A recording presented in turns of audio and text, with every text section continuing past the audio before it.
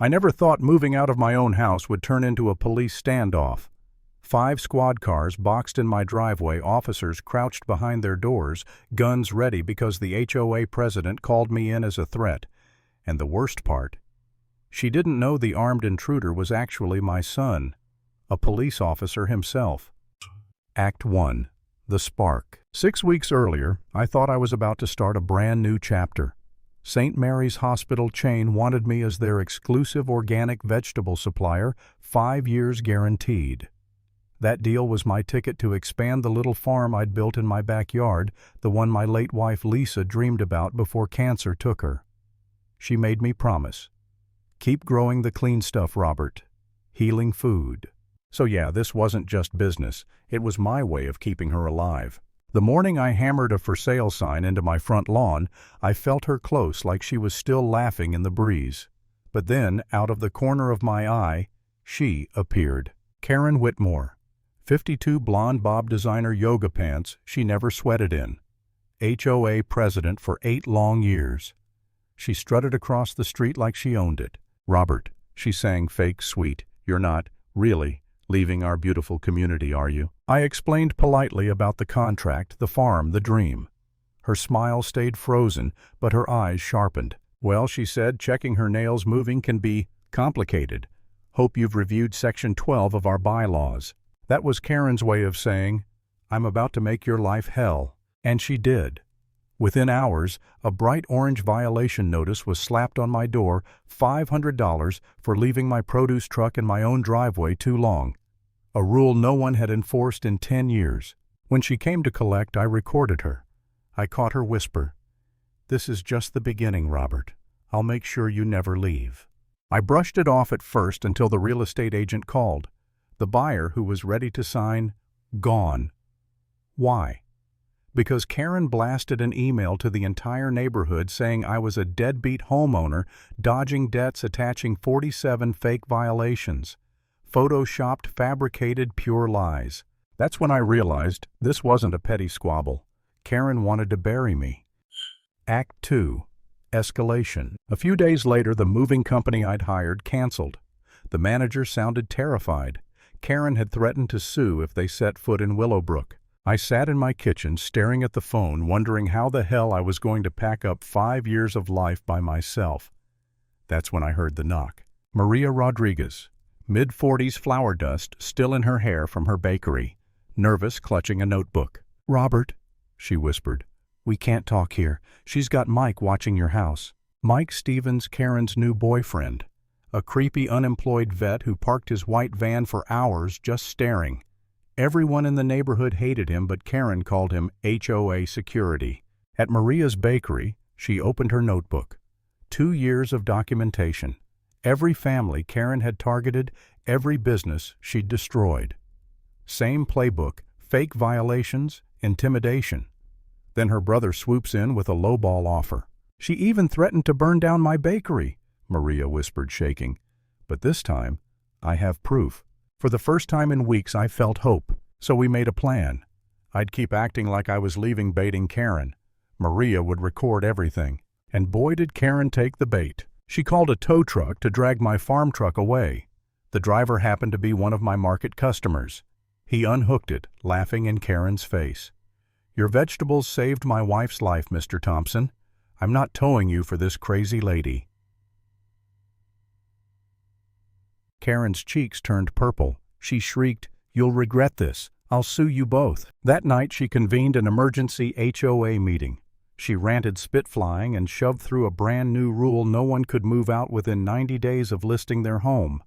Illegal, but she didn't care. Maria live-streamed the whole circus. Hundreds of neighbors watched Karen meltdown, caught a glimpse of what looked like a knife bulging in her purse. And the comments poured in. "Is this even legal? Call the cops." Karen realized too late she was on camera. She lunged for Maria's phone. Maria kept filming. The mask was slipping. But Karen wasn't done. The next morning, my garden was vandalized. Traitors sprayed across the dirt. Dozens of plants crushed. A single red rose left on my porch with a note. "This is what happens when you betray the community."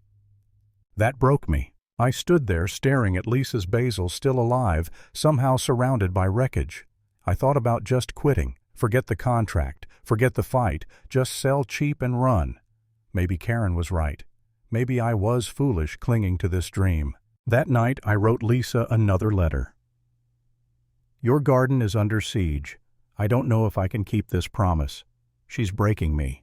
For the first time I really wondered, what if I'm the problem? But Maria's notebook, her courage. Lisa's basil holding on against all odds.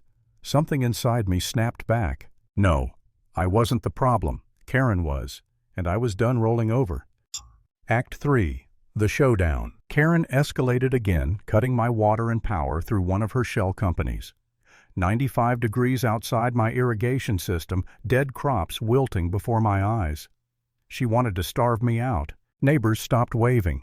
Some bought her lies that I was unstable, dangerous. The isolation crushed me. That's when my son Nathan called. Officer Nathan Thompson, Riverside PD. Dad, I saw the live stream. This is serious. File a report. I explained her police connections, how complaints vanished. Then let me come help, he said. I resisted, didn't want him tangled in this mess. But truth is, I needed him. I was drowning. The next day, I had my breaking point. Karen marched onto my lawn with Mike and a few bribed neighbors. This house is uninhabitable, she declared. No power, no water, you're facing eviction. I lost it. I shouted across the street, voice cracking. My wife planted this garden when she could barely stand. Her dying wish was that I keep it alive, and you're killing it out of spite. Do you know what it's like to watch someone you love waste away? Growing this food was my therapy, and you're destroying it all because I embarrassed you in a garden lawsuit. Silence. Neighbors came outside. Karen sneered, "Save your sob story. Mental instability is just another violation." But Maria had been filming again. The video went viral in hours. Headlines: HOA President Terrorizes Widower. Businesses took my side. Former board members started confessing. Even the local news parked vans on my street. Karen was losing her grip and she knew it. That night Nathan arrived. We hugged and I finally broke sobbing on my son's shoulder. "It's okay, Dad," he whispered. "We're gonna fix this." But Karen wasn't finished. The police standoff. Friday night Maria texted, "Robert, she just called the cops, says there's an armed intruder at your house. She's pointing at Nathan." Sirens, flashing lights, 5 police cars boxed in the street. Officers aimed rifles at my son. Armed suspect.